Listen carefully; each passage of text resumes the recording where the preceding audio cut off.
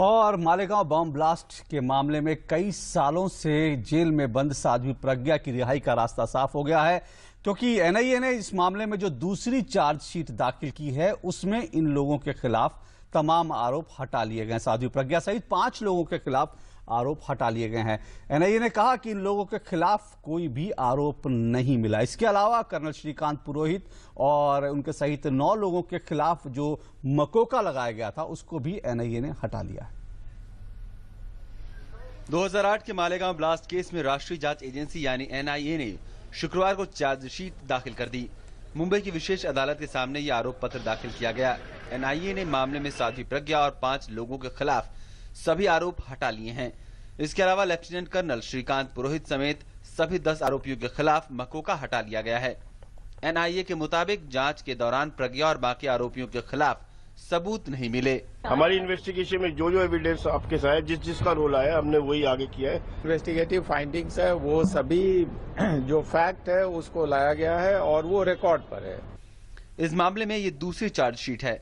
पहली chargesheet Maharashtra ATS ने दाखिल की थी, जिसमें इन लोगों के नाम थे, लेकिन अब एनआईए की चार्जशीट के बाद प्रज्ञा की रिहाई का रास्ता साफ हो जाएगा।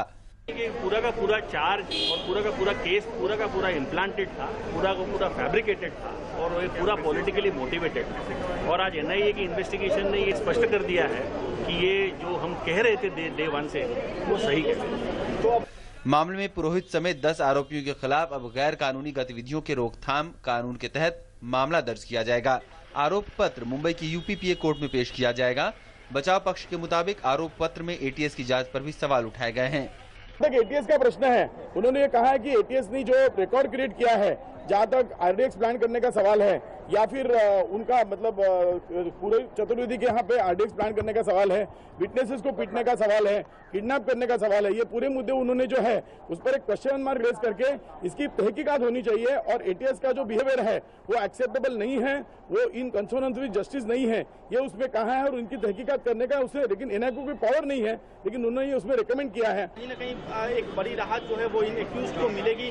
अब बाकी आगे क्या होगा, फर्दर कोर्ट ऑफ एक्शन यही होगा कि जिस आधार पर जो चार्जशीट फाइल की गई है उसके आधार पर अब आगे जो है डिस्चार्ज एप्लीकेशन जो एक्यूज के काउंसिल है वो कोर्ट में फाइल करेंगे और उसके आधार पर निश्चित तौर पर इन लोगों को अब जेल से बाहर आने का इनका रास्ता जो है अब कहीं ना कहीं साफ हो चुका है। एनआईए के ताजा आरोप पत्र के बाद आरोप प्रत्यारोप का दौर तेज हो गया है। बीजेपी ने जहां फैसले का स्वागत किया है, वहीं कांग्रेस ने इस पूरे मामले में शहीद करकरे की भूमिका को घेरे में लाने के लिए सरकार की आलोचना की है। प्रज्ञा Thakur and others have just been framed in these cases, and all that atrocity a person like Pragya Singh Thakur has undergone, I think if there was any other liberal law-abiding country, there would be a counter investigation on those things.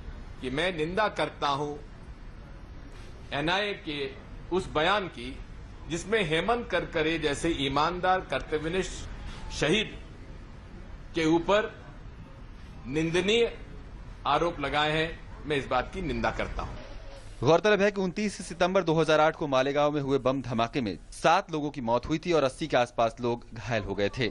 Maharashtra ATS ने तब अपनी तहकीकात के बाद हिंदू संगठनों से जुड़े लोगों को भी गिरफ्तार किया था, जिसमें साध्वी प्रज्ञा प्रमुख हैं। इसके अलावा सेना से जुड़े लेफ्टिनेंट कर्नल पुरोहित को भी मामले में गिरफ्तार किया गया था। इस मामले की शुरुआती जांच एटीएस के तत्कालीन संयुक्त आयुक्त हेमंत करकरे कर रहे थे, जो 26/11 के मुंबई आतंकी हमले में शहीद हो गए थे। मुंबई से योगेश कुमार शीतल के साथ news night desk, DD news.